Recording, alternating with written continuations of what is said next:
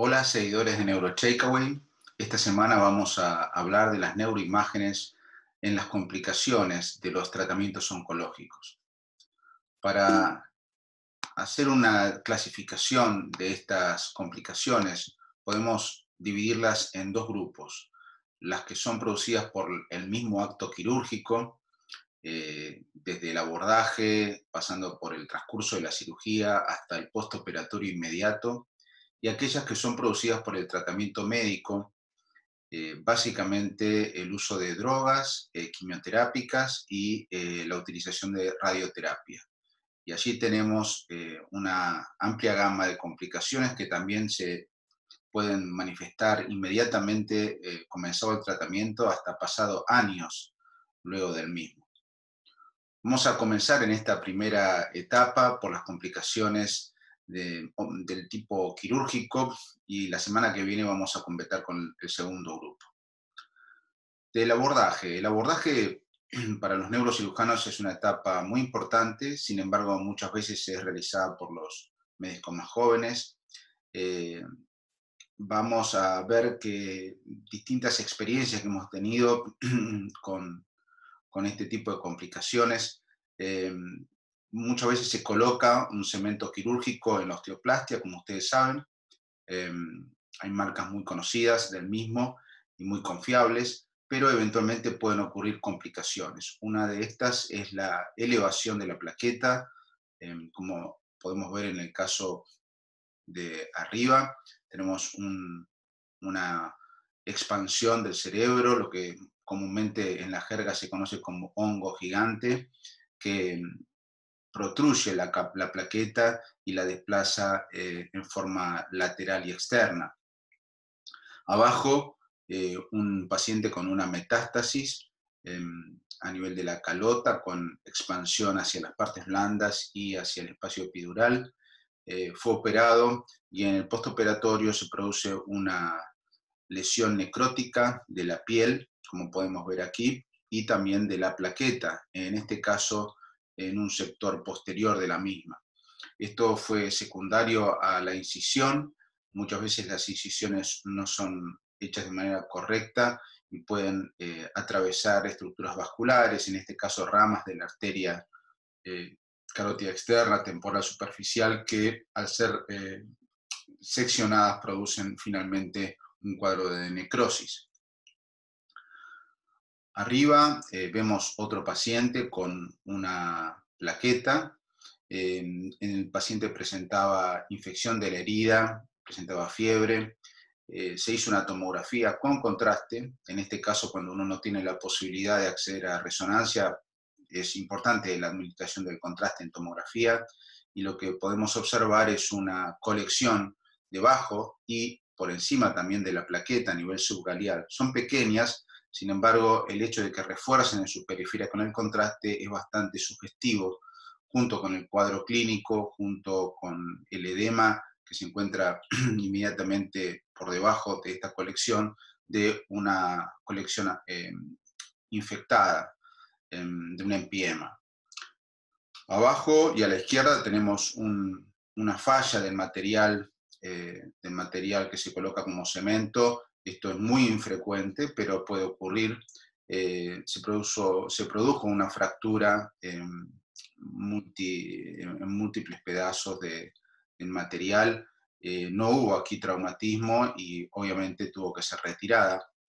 Y en el lado derecho de la pantalla y abajo van a ver un típico síndrome de la trefina, un síndrome bastante común cuando se hacen craniectomías y no se coloca por distintas causas la plaqueta, y lo que se observa es un hundimiento del colgajo con desplazamiento hacia el lado contralateral de la línea media por un efecto de cambios de presión. Normalmente la presión del líquido cefalorraquídeo es más alta que la presión atmosférica, pero cuando se produce una apertura del cráneo, de la unidad sellada, se produce un cambio una inversión de esta presión, y este síndrome produce clínica de distinto tipo. Normalmente aumenta cuando el paciente se incorpora, puede ir desde cefalea hasta movimientos involuntarios. La solución es la recolocación de la plaqueta. También se pueden ver algunas complicaciones más inesperadas.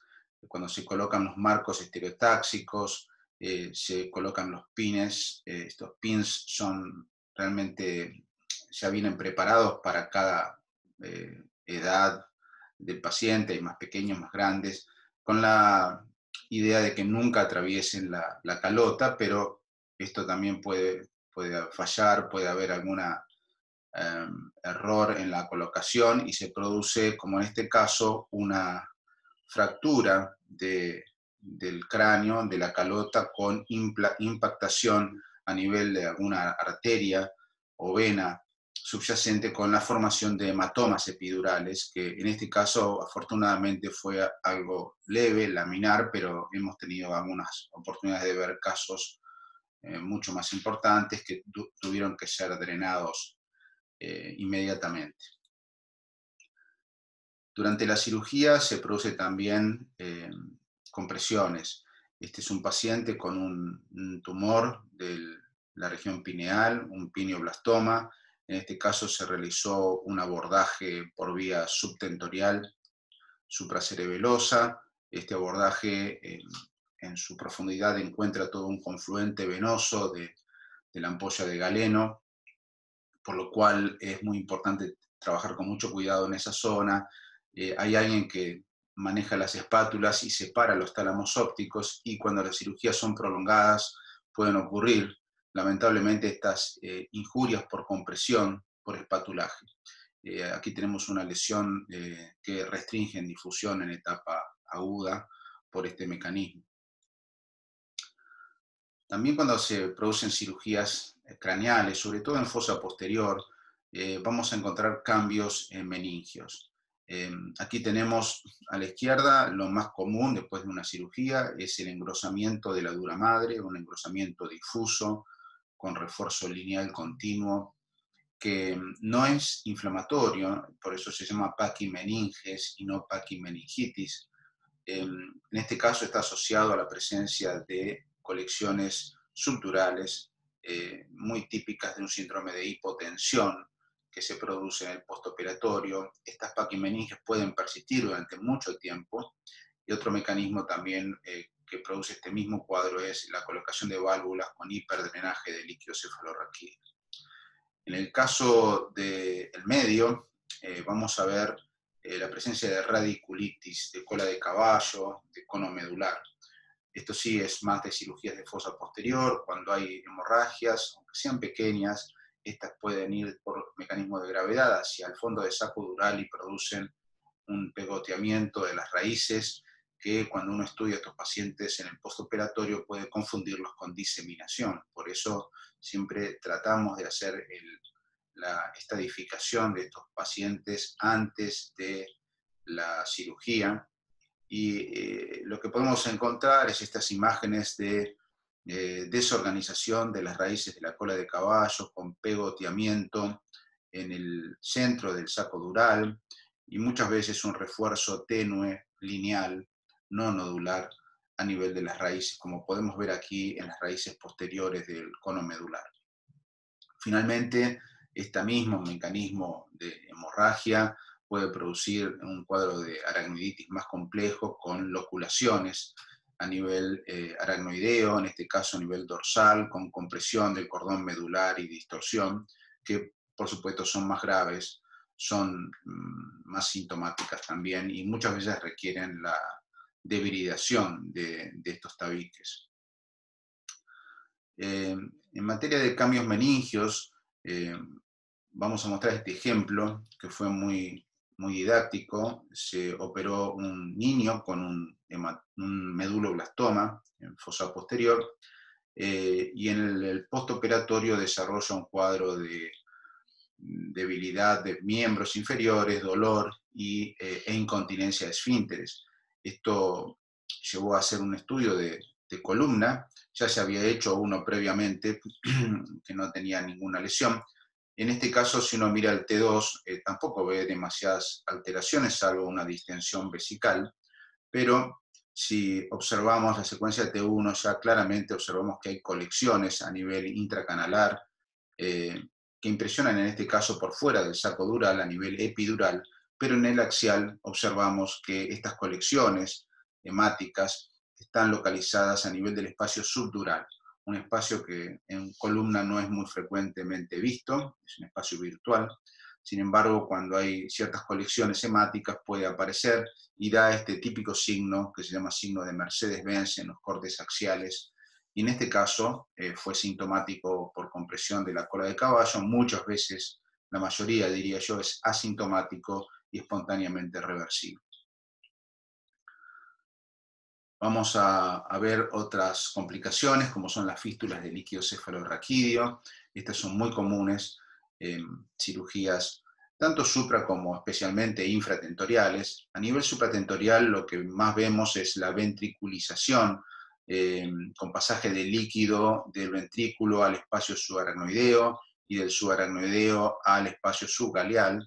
Esto normalmente se trata con medidas de compresión, con medidas de reposo, y eventualmente en algunos casos necesita un drenaje.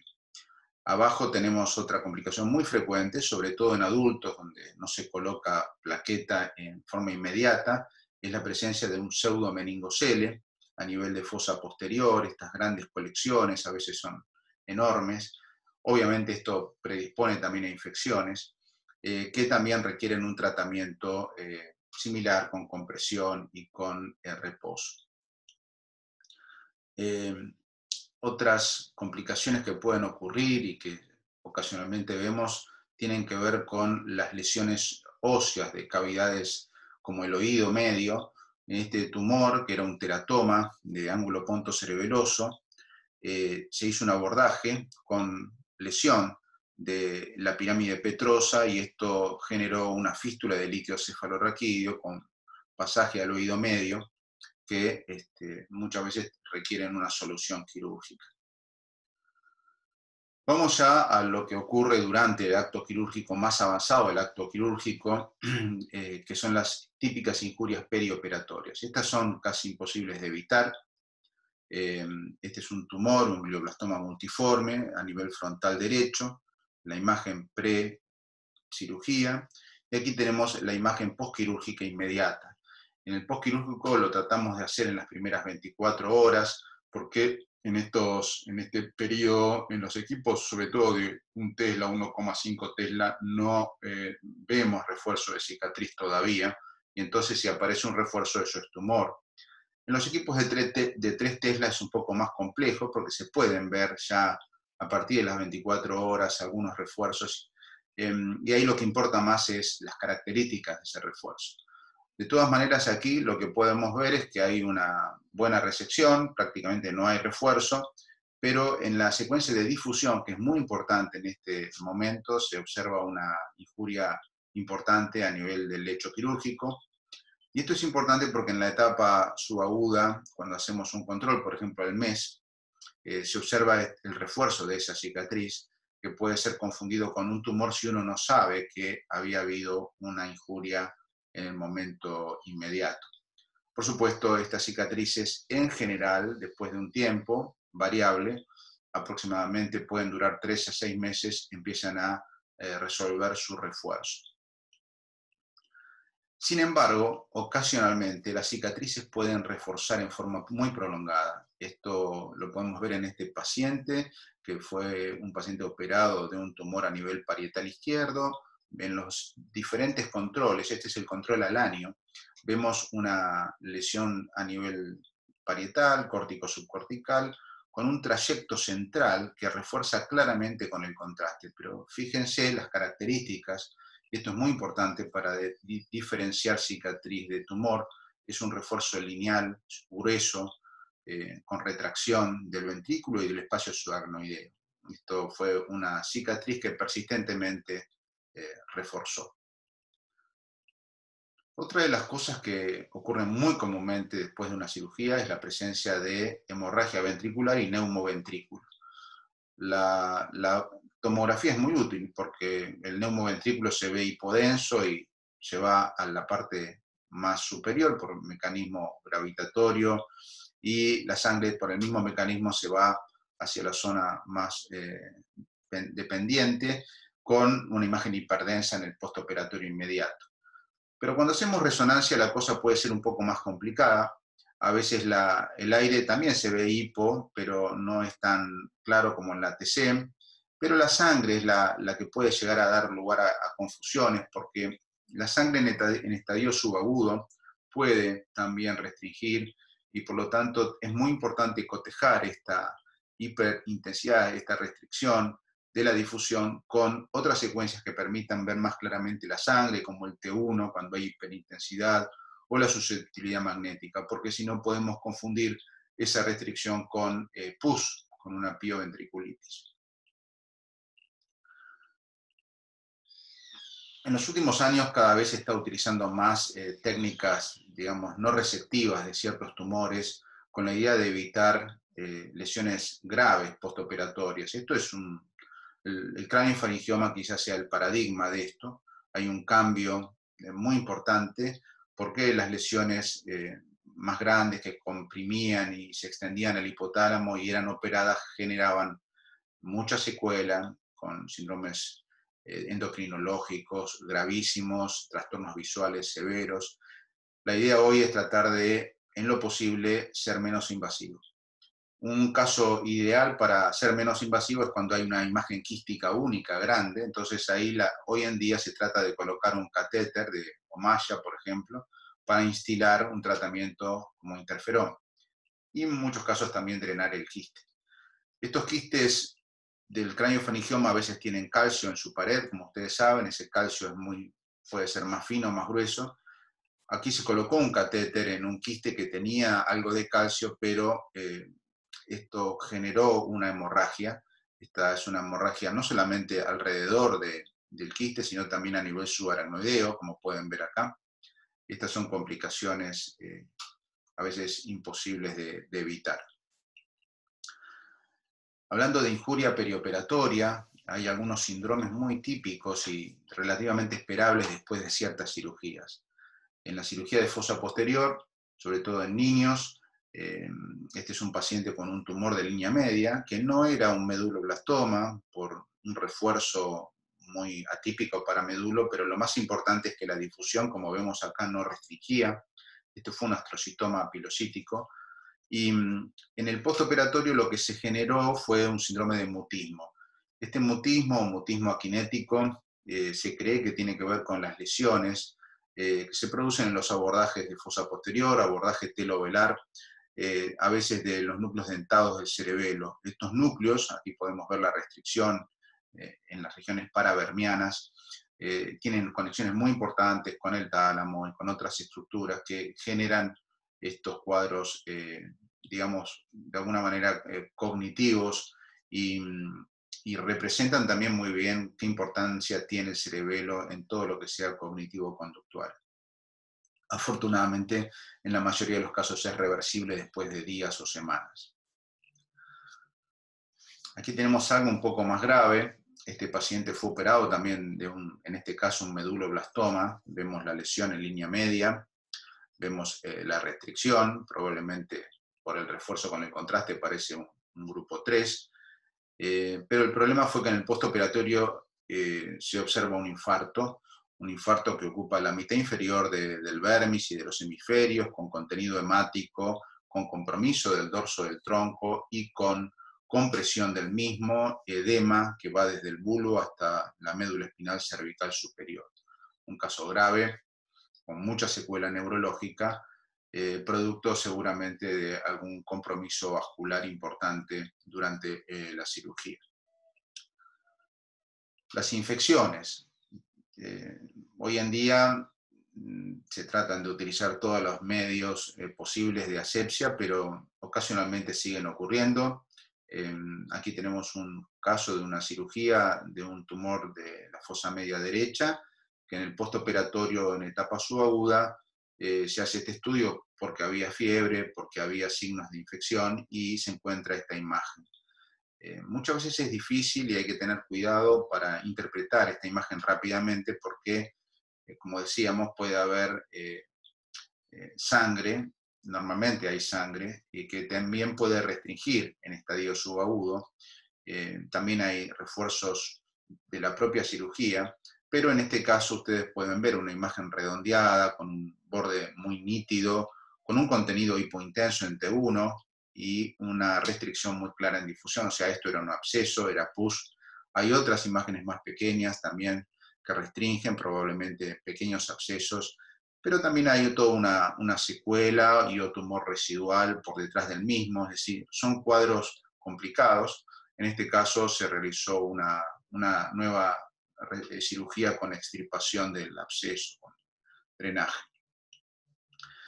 A veces ocurren meningitis sin abscesos y con complicaciones. La mayoría de las veces las meningitis nosotros no aportamos mucho con las imágenes, es un diagnóstico clínico y de líquido cefalorraquídeo, pero en este caso un paciente otra vez con un tumor cerebeloso de línea media, un medulo, en este caso un medulo grupo 4, vemos que hubo una meningitis y una complicación muy seria de la meningitis que es la vasculitis. Se produjo una espasmo y o vasculitis de las arterias de la base del cráneo, de las arterias carótidas internas, que produjo infartos bilaterales en territorios superficiales, limítrofes y profundos, con secuelas muy graves para el paciente. Y finalmente, la presencia de cavidades es muy importante. Las cavidades son muy comunes luego de las cirugías oncológicas. Lo interesante es que estas cavidades van a mutar en el tiempo y a veces es importante interpretar estos cambios y también sus efectos sobre el parénquima adyacente. Aquí tenemos un paciente que a los 3 meses de la cirugía tiene una cavidad con contenido hiperintenso en FLAIR, o sea, más hiperintenso que el líquido. Por lo tanto tiene contenido proteico, esto es común en esta etapa, y la cavidad comprime al parénquima subyacente, fíjense, tanto a la plástica como al parénquima, que seguramente tiene tumor residual, parece un tumor, un glioma difuso, que tiene como un efecto expansivo a nivel de los giros y del cuerpo calloso. Cuando pasa el tiempo, se hace un control a los 9 meses, y la pregunta obviamente es si está mejor o está peor. Si bien uno de entrada piensa que está mucho mejor, hay que tener cuidado porque la cavidad normalmente se tiende a achicar, el líquido se lava y aparece más contenido similar al líquido cefalorraquídeo, y el parénquima parece menos compresivo, menos expansivo, pero muchas veces esto se debe a que la propia cavidad deja de comprimirlo. Entonces, en este caso seguramente no hay un cambio tan significativo como uno lo ve a simple vista.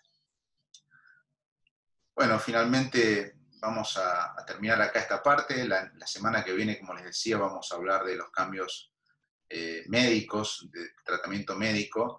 Simplemente recordar los enormes avances que ha tenido la neurocirugía. Yo tengo la suerte de trabajar con neurocirujanos de primer nivel en los centros donde estoy.